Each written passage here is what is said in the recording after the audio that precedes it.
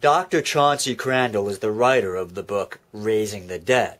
Raising the Dead puts itself forward as a book that gives evidence on how Dr. Chauncey Crandall has experienced many instances where Western medicine has failed, only to have God miraculously bring dead people back to life. What the book actually does is provide 2 instances of supposed faith healing, while the rest of the book consists of the Crandall family trying to find some sort of cure or miracle for their young son, Chadwick Crandall, who is diagnosed with cancer. They never get that miracle, and sadly, Chadwick Crandall died. I've been challenged to show possible cause that Dr. Chauncey Crandall may not be honest in his claims. It has been stated to me that there is no reason why he would make such a story up, a reason that provides sufficient cause to not accept that God does miracles. I accept that challenge. I know there's no use getting angry. I know there's no use being sad. A little background on Dr. Crandall first. Dr. Crandall is trained as a doctor and cardiologist. In fact, he did some of his fellowship at New York City's Mount Sinai Hospital. He isn't some Kent Hovind University graduate. You can't just toss him in with the Popoffs and Hovinds of the world. Dr. Crandall claims that in 2006 a patient came into the ER, collapsed dead from a heart attack, and could only be brought back to life by the power of prayer. Now, despite the claim that he is a world-renowned cardiologist, I haven't had much luck finding anything written by him or about him that didn't come from a conservative Christian website, show, or blog. The same goes for his private practice, the Palm Beach Cardiovascular Clinic. Outside of the usual website mentions you get listing out area businesses, all I could find was a PDF from a court case involving a ruling by a judge on a contract dispute between the clinic and a former employee. What I didn't find are any mentions of peer-reviewed articles by Dr. Crandall, nor any publicity regarding his professional life outside of promoting Christianity and the products he markets and sells. But for promoting Christianity and the products he sells, I found many pages about Dr. Crandall and his miracle experiences, both by him and by others. The majority of these pages also conveniently mention his aforementioned book.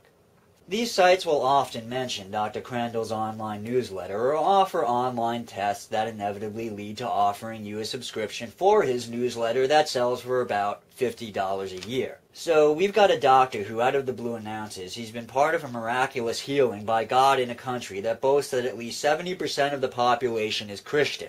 A doctor who, because of that claim, has gotten numerous interviews on talk shows, radio shows, news shows, hundreds of blogs written about him, has been offered and taken the position of contributing writer on what is one of the top Christian conservative news sources that boasts tens of millions of hits a month, all of which is free advertising for not just his services as a doctor, but also for the book he's written that goes for $12 a pop, plus the newsletter he puts out at a cost of roughly $50 for a year's subscription. Just on a quick cost-profit analysis, if we think casually about how much he would have had to have paid for this sort of advertising to get the increase in client base that he's getting from solidly connecting himself to the conservative Christian movement, especially the charismatics, when you take into consideration all the wealth he gets from that connection, from the additional traffic to his businesses, subscribers to his newsletter, and purchases of his book, man, that's a lot of money. That is definitely good reason to wake up one day and say, to hell with it. I'll compromise my ethics and pander to the conservative Christian base by making up some stories about God bringing people back to life. Shoot, you've got to wonder how much money all this "I'm a doctor who believes in miracles" fanfare is generating, not just for his personal pocket, but also for the Chadwick Foundation. Oh, did I forget to mention that? Dr. Crandall has a charity he started named after his son who passed away after battling cancer. It's called the Chadwick Foundation. The Chadwick Foundation lists 4 other charities it is connected to, one which is a name with no internet site and therefore no way to research it, 2 that are unrated charities, and the third is Christ for All Nations, the charity founded by Reinhard Bonk, the charismatic faith healer.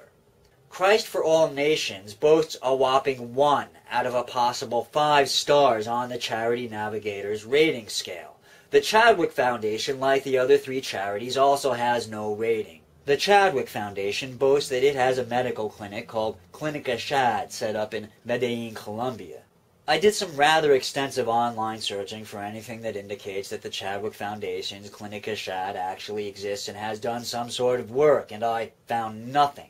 Which isn't all that surprising. A small clinic in that town may very well not be on the internet, although I'm surprised that a publicity-oriented person like Dr. Chauncey Crandall would pass up an opportunity to put up photos of people working at TheTruePooka to help generate donations for the charity.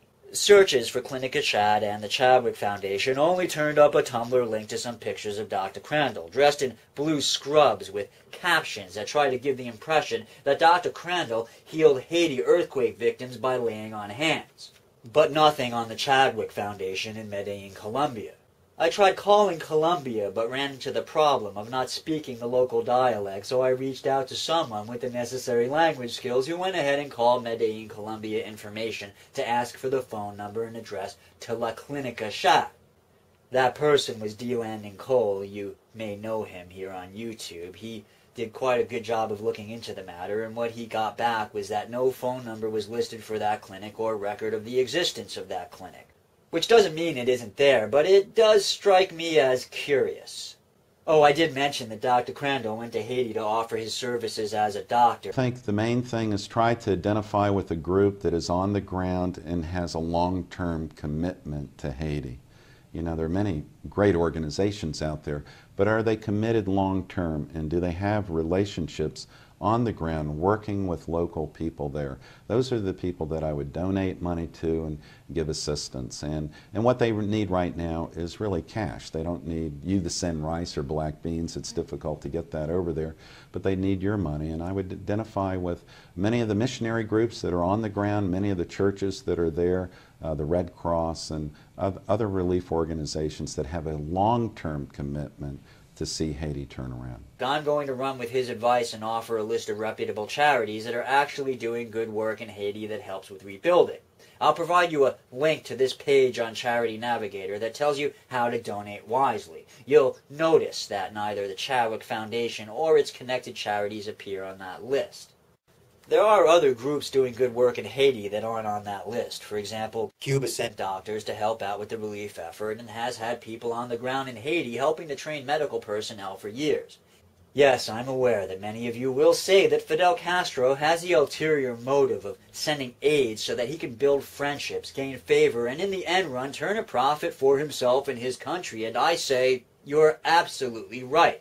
I have no problem with Fidel Castro using his charitable work to boost his own profits, or with Dr. Chauncey Crandall using his visits to Haiti to bring himself greater publicity, but there does come a moment when you have to look at the why behind the what, and determine if the good works a person does can be defined as simply good. As to if the good Dr. Crandall did in Haiti is overbalanced by the bad he does by offering support to the morally reprehensible con artist industry that is faith healing, well, that is hard to determine at just a casual glance. With a faith healer like Peter Popoff, the harm being done is clear, and the scales tip easily with Popoff weighing down the guilty side with plenty of pounds to spare. But Dr. Crandall, it is not as straightforward a scenario. This is America, a land where, when it comes to Christianity, the goalposts for proof of morally questionable behavior are raised higher. What would be considered outright criminal behavior when secular is often given a wink and a nod, or at least a look the other way, by those in power once the label of Christian faith is tacked onto it. What Dr. Crandall believes is open to dispute, but I do think I've laid to rest any claims that there is no logical reason why Dr. Chauncey Crandall would lie about his witnessing of miracles. This is the TheTruePooka coming to you from Times Square in New York City, saying, check the facts, and in the absence of facts, be circumspect.